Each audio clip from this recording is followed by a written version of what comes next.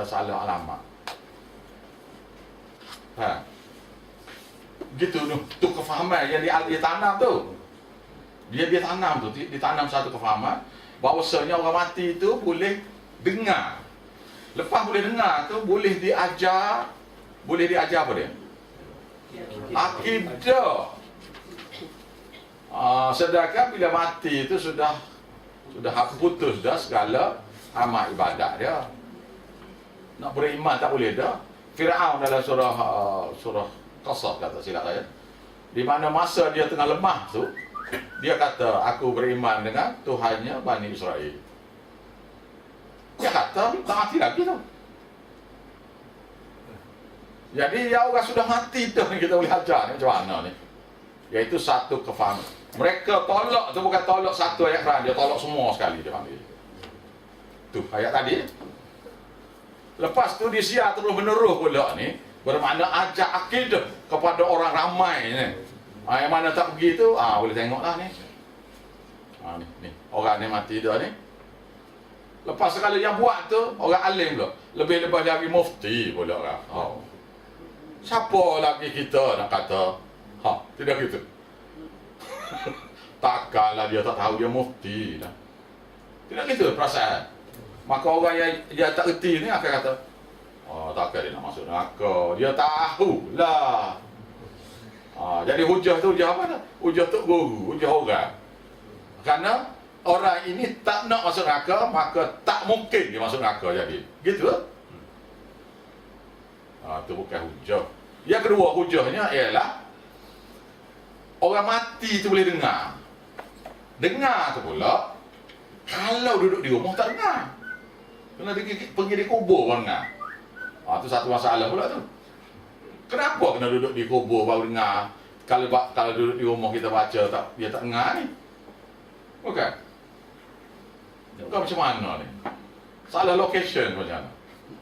Jadi kalau orang yang dalam di kubur tu boleh dengar misalnya, jadi kesianlah orang yang kena bakar macam apa yang mati kena bakar ke Hindu tu. Dia lawyer tu. Dia mati tu ada perempuan tu, dia kaya tu kan. Lepas tu bakar sekali 4 orang tu. Lepas tu tabur dalam berapa sungai dia tabur tu. Jadi Moga nak tanya tak boleh ni, tercampur tulang-tulang ni dari sisi capur belakang dah ni. Tercampur, dicampur aduk habis tu. Lepas tu duduk dalam 4 batang sungai ke 10 batang sungai ke dia tabur. Lepas sungai tu benda tu hanyut pula. Jadi tak boleh nak baca lah. Tak okey ke dia pasal ada berselerok dah. Lepas tu nanyalah orang yang kena bom hancur, bom kena bom hancur, tak jumpa mayat asal. Tak tahu dari mana, tak tahu. Jadi tak boleh nak baca talqin lah ke dia pasal location tak tahu kan. Share location. Nak share location tak boleh kan. Allahu Rabbi. Ya kan. Saya tanya Ustaz, saya ada dengar dalam radio. Ustaz cakap pasal talqin kan. Kita cakap orang ni yang mati tak dengar. Tak boleh dengar.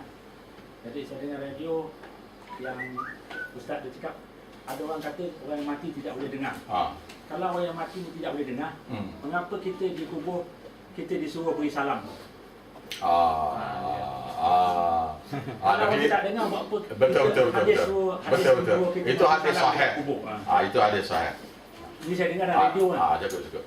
Jadi itu hadis sahih. Hadis sahih kata apabila kamu pergi ke kubur kena beri salam. Jadi itu hadis sahih lah. Baik, soalan pula. Apabila kamu masuk ke rumah kamu walaupun kosong kena beri salam. Ni macam mana pula?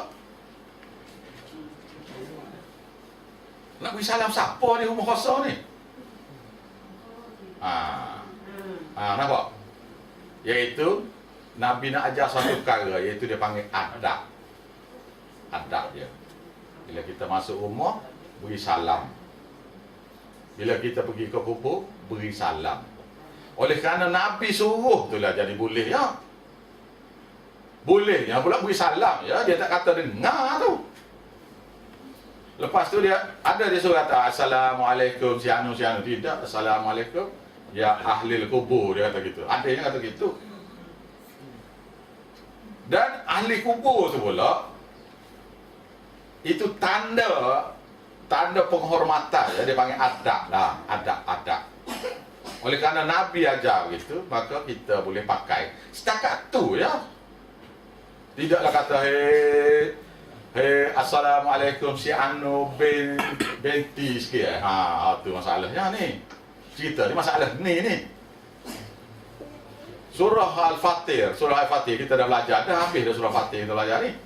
Iaitu ayat 22. Wa ma anta bimismi'i man fil kubur. Tidaklah kamu Muhammad boleh memperdengarkan orang yang dalam kubur tu, boleh dengar.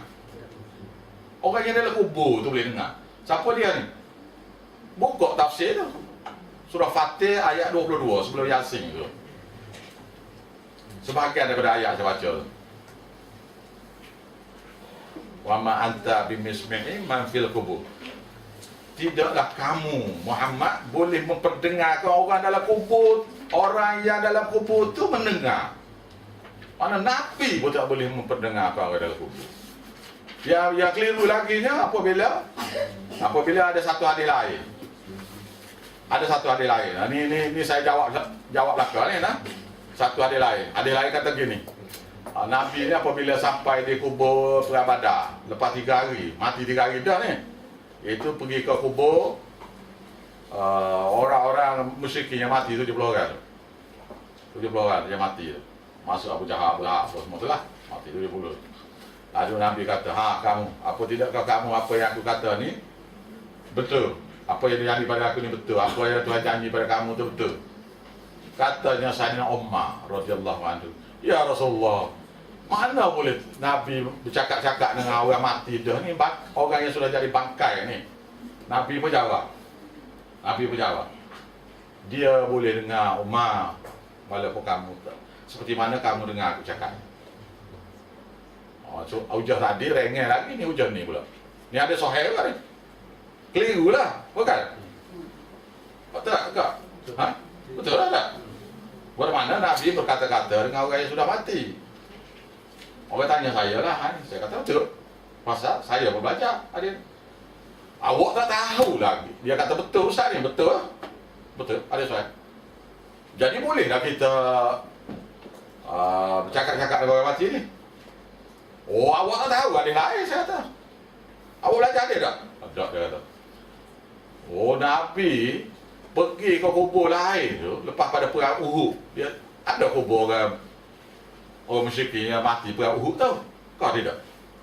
Nabi pun duduk atas kubur. Kamu dengar, kamu boleh tak apa yang kamu dah Tuhan janji pada kamu? Dan kamu tahu tak apa yang Tuhan janji pada aku? Dapat tak? Awak tak dengar dia tu. Dia pun tengah-tengah macam awak sekarang ni juga lah. Oh, masa dia perang lain tu pula, pernah lakukan Mekah, dia naik gitu juga. Perang azab lah gitu juga. Lepas perang naik lagi apa lagi ni Nabi buat apa ni? Awak dengar, tak jumpa ada ni. Nabi dah terkubur ni. Dia pun jawab, tak ada Ustaz hadis tu. Saya kata memang tak ada hadis tu satu tu ya. Kamu tak faham saya kata ni? Bermakna itu special privilege pada Nabi waktu tu ya. Kau tak faham saya kata ni? Mukjizat bukan berlaku acap kali. Bukan macam tu guru pondok dok ajar tu tunjuk tupai jatuh ni. Tepuk tangan keluar api tu. Tetap tak luk tu. Bapak silap. Pedang bertebal apa tu. Boleh buat pula tu. Nak tengok foto. Tu saya. Panggil. Jadi ada satu lagi. Apa dia? Nabi pacak lepas kamar atas kubur. Kubur mana? Kubur yang sudah lama. Bukan kubur baru. Ada 2 kubur kan? Ada itu masuk kan? Hujah tu juga lah buat talih ni. Jadi saya kata, jadi adanya original lebih kurang gini maknanya. Nabi lalu dengan sahabat-sahabat satu kubur lama. Lalu Nabi kata, ambil pelepah tamar satu. Lalu sahabat pun ambil pelepah tamar, bagi pada dia. Nabi pun belah dua pelepah tamar. Belah dua. Dan dia berkata, semoga orang-orang yang ada kubur ni, satu ni mengumpat, satu ni tak masuk kecil. Jadi moga-moga dengan letak ni, selama daun ni hidup, moga-moga azab kubur tu tak kena pada dia. Habis kata, khalas, kata. Dia kata, ni hujah ni boleh tahlil ni. Dia kata daun tu baca zikir pada apa punya. Oh, kalau saya kebun banyak, untung saya. Saya ditanam dalam kebun saya. Pokok kayu banyak tu berzikir pada saya lah kalau gitu. Awak nak mati, awak tak carilah kebun besar-besar. Betul gitu? Macam mana? Tidak logik lah. Lepas tu kalau pokok tu berzikir, dia berzikir pada Allah, tak sabit dengan awak. Kalau burung tu berzikir, dia berzikir pada Allah, tak sabit dengan awak. Baik. Dia pun tanya saya, betul tak ni Ustaz ada ni? Saya kata betul. Betul. Jadi kita kena baca pelapar amal ni. Apa ni? Awak tak tahu ada lain. Nabi lalu, dia ambil pelapar tamar satu. Pasal apa ni orang yang ni minum arak ni? Ni kena dua batang ni. Pacak kiri kanan pula. Dosa besar sikit. Besar sikit pasal dia dosa banyak ni. Dosa banyak. Ni berjudi. Ambil pula. Nabi lalu ke kubur lain pula, jumpa pula. Ni dengar main pacak ni pula. Ada ke ada ni? Tak ada. Tak ada. Berlakunya?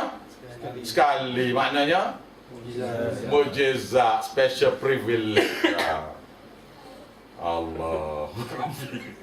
Ya kita ni, tak boleh lagi ni. Mati ni tak boleh ni. Mana pula mana ni. Dah pelapar tamar tak ada, orang pokok body pula ni.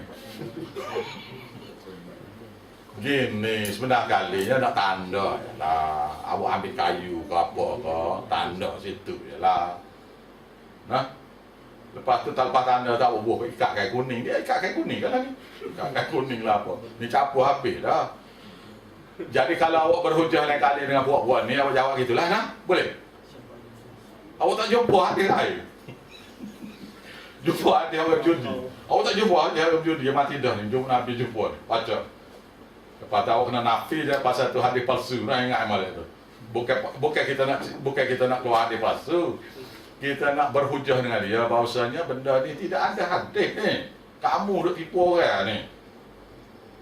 Nah? Okey lah. Jadi balik pada cerita baca talqin tadi. Jadi nanyalah pada orang yang tak ada keluarga, tak ada siapa nak baca talqin ke dia, mati lautan ke. Lepas tu bila time nak baca talqin ni? Kena ada set time. Jadi kalau orang tu mati tak tahu lama dia hilang. Dia pergi kerja tak tahu. Dia tak balik, report polis apa semua. Tahu-tahunya aksiden jatuh lelokan sudah jadi tulang lah. Jadi nak baca talqin masa tu bila dia, masa soalannya bila bukan nak nanya ni. Faham tak? Ha? Jadi ini hijau-hijau karut lah ke. Nabi tak pernah buat, sahabat tak pernah buat. Nah? Jadi sebab itulah innal mujrimina fi dhalalin wa su'ud. Sesungguhnya orang-orang yang berdosa tu duduk dalam kesesatan wa su'ud dan dalam kebingungan. Yauma yushabuna fin nar. Hari mereka diseret ke dalam api. Ni. Ala wujuhihim, di atas muka-muka mereka. Seret ni, pegang kaki ni. Pegang kaki tu, dia heret tu, dah diikat belakang dah. Heret belakang. Heret tu, heret kat atas tanah. Dalam surah lain pula, dia kata, orang yang, dalam surah Zumar. Dalam surah Zumar, tengok sekejap ni, surah Zumar. Ini tafsir bagi ayat, antara ayat-ayat lah. Surah Az-Zumar ayat ke nanti.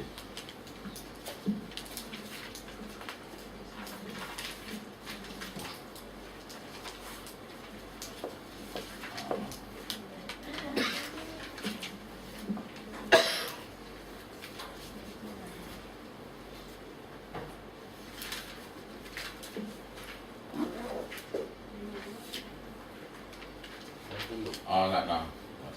Afaman yattaqi biwajhihi su'al 'adzab yaumil qiyamah. Ayat ke-24. Apakah satu orang yang menyanggah dengan mukanya, iaitu keburukan-keburukan azab api neraka pada hari kiamat. Sanggah dengan muka. Sanggah dengan muka. Maknanya dia sanggah dengan muka dia. Dia patut sanggah dengan tangan. Dia Tepis. Sanggah tepis dengan tangan.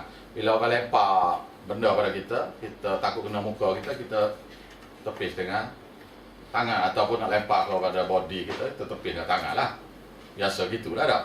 Ni tepis dengan muka ni macam mana ni? Kerana tuannya diberkas dia begini. Macam ni dah. Lepas tu belik pula. Jadi bila azab mari dia kena pelepah nak ni dengan kepala lah. Boleh tu ya. Kena lebih kuat tak apalah, koyak pipi, koyak muka sikit-sikit darah. Malah. Lepas tu pegang kaki ni, heret ni. Ni heret tadi. Heret diseret, hari mereka diseret dalam kepada api neraka, ala wujuhihim, di atas muka mereka diseret mana pak pakai kaki. Saya tarik lagi. Zuqu, rasakanlah massa saqar.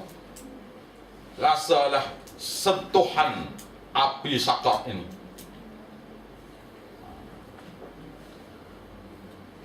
Ni orang kita ni pernah tahu ke tak neraka lagu ni? Tahu ke lagu ni? Tak ada nak bayar. Dah pernah dengar ke gini? Tak lagi. Oh, belajar dah sunnah. Maknanya ustaz-ustaz ni tak cerita ni. Salah ni tak cerita ni. Salah ni tak cerita ni. Duk cerita azab neraka macam mana tak tahu ni. Sedangkan dalam hadis detail lagi ni cerita ni. Sebab kita bicara pasal bid'ah tak? Saya sedih benar ni. Saya cakap terang-terang lah. Awak dengar saya mari ni 2 minggu sekali. Saya bukan 2 minggu sekali, tiap minggu saya. Minggu ni sekian, minggu lepas Ipoh, minggu lepas Ipoh. Kerana apa? Kerana manusia ramai-ramai ni tak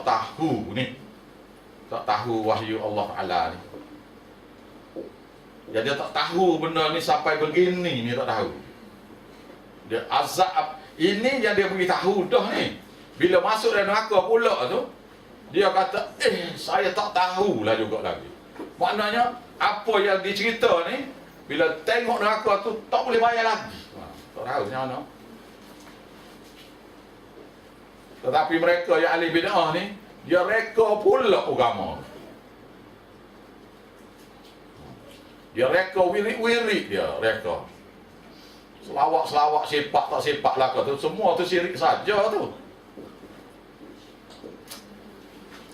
Baik, saya nak ulang sikit yang saya mengajar malam tadi. Boleh tak? Ada marker tak? Pen tak? Ada. Marker ada? Ada. Ada marker?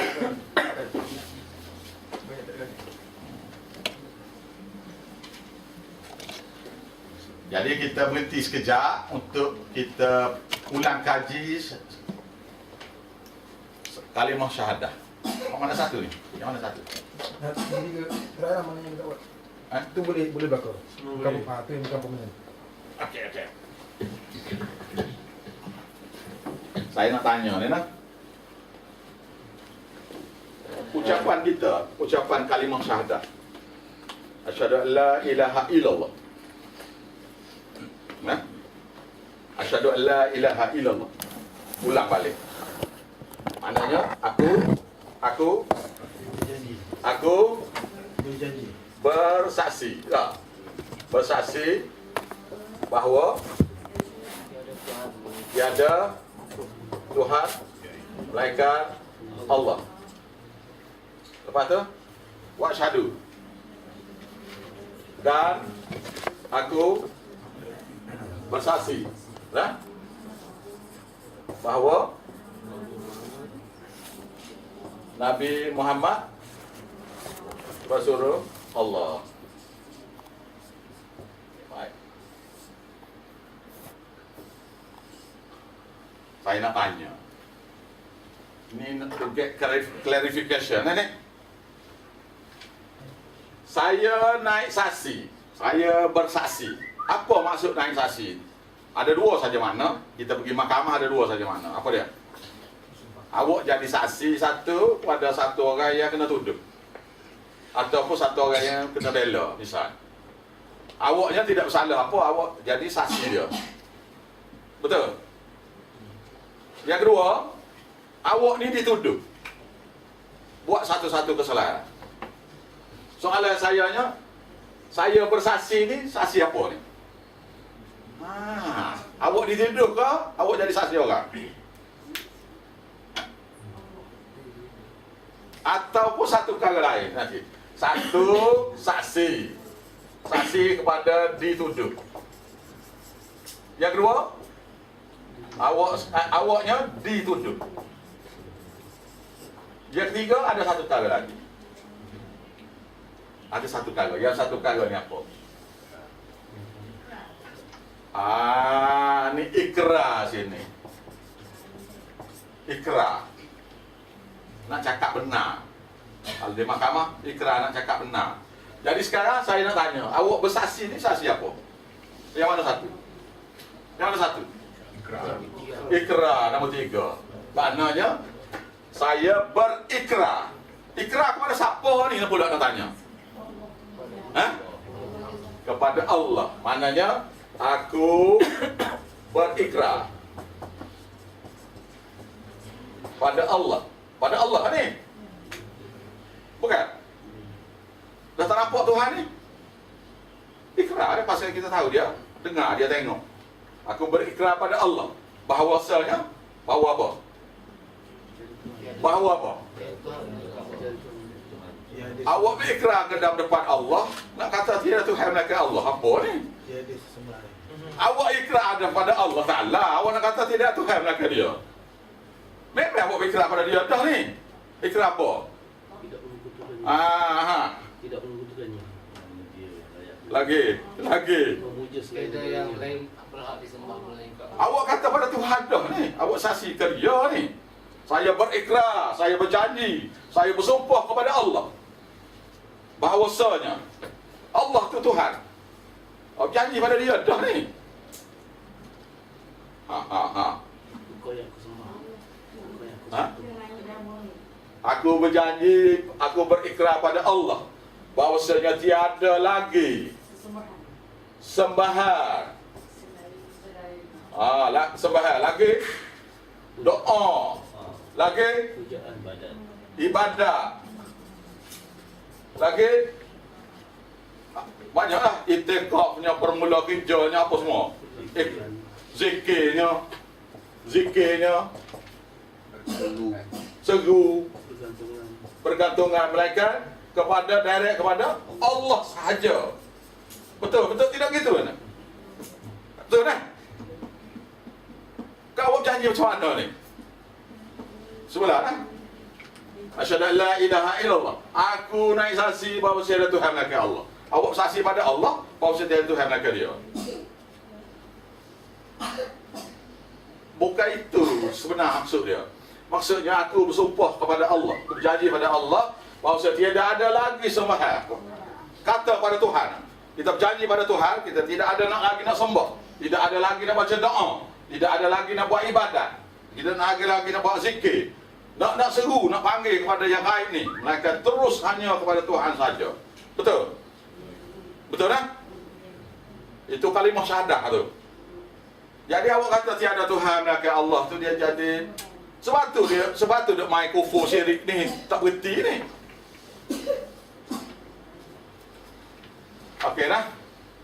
Sekarang tu dulu. Satu bab.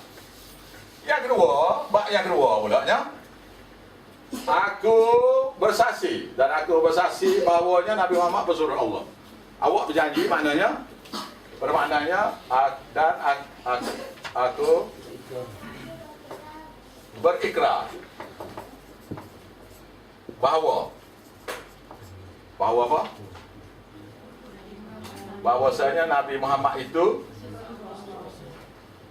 memang dia pesuruh Allah. Kalau kita tak mengaku dia memang pesuruh Allah dah. Karena dia orang baik, memang dia orang baik. Karena dia siddiq, memang dia siddiq. Karena dia sepak agama, memang dia sepak agama. Yang awak pergi mengaku tak berasa. What do you mean? What does it mean? To follow. Ha? To follow. Follow you. Dia pasal dia mengajar betul. Itu dia mengajar betul. Sifat dia yang baik. Itu sifat dia yang baik. Dia dilatih jadi rasul. Dia dilatih jadi rasul. Ya awak kata tu apa pasal? Pasal apa? Pasal saya berjanji berikrar bahawasanya saya nak ikut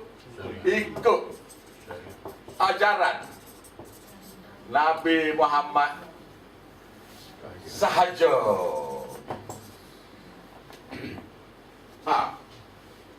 Lepas tu kita sekarang ni Nabi ajar tak talqin ni?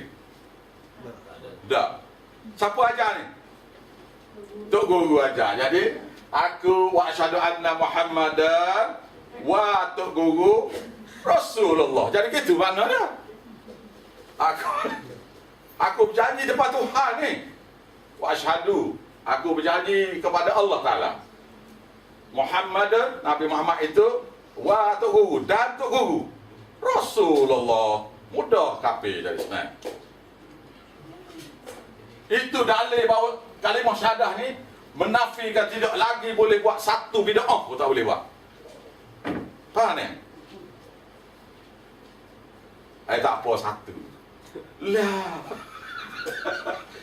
Kita janji nak ikut ajaran Nabi saja. Jadi contoh ajaran Nabi nya sahabat dia buat.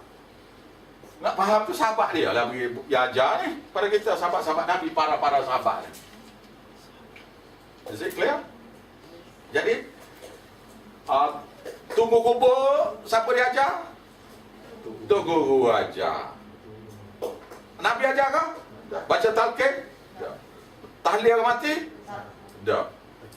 Lepas tu amal juga tu. Bermakna kalimah syahadah yang awak mengaku tu batal. Bermakna buat bid'ah tu nanti. Buat bid'ah tu kufur lah. Sebab tu Nabi kata kullu, semua bid'ah. Kullu bid'ah tu dalalah. Kau tak payah lagi ni. Tak payah lagi ni. Semua bid'ah tu sesat pasal tidak ajar aku. Oh. Tapi ada orang-orang ustaz-ustaz dia berhujah. Asalkan perkara itu tidak melanggar syarak. Ayat lain buka surah Hamim surah. Buka Hamim surah. Ayatnya am lahum syuraka'u. Tu. Ayat ke berapa ayat? Ayatnya ialah kul kata pada mereka am lahum, apakah ada bagi mereka syarak am lahum syuraka'u syara'u lahum. 23 ayat 23 ke bawah. Ayat 21 surah Hamim surah.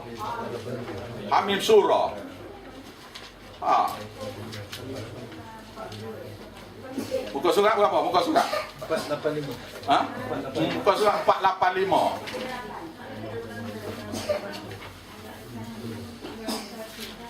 Ayat 21. Aqul, tanya mereka, am lahum, apakah ada bagi mereka? Am lahum syuraka'u, sekutu-sekutu mereka. Syara'u lahum, yang buat syariat untuk mereka. Ayat 21 dah. Ayat 21.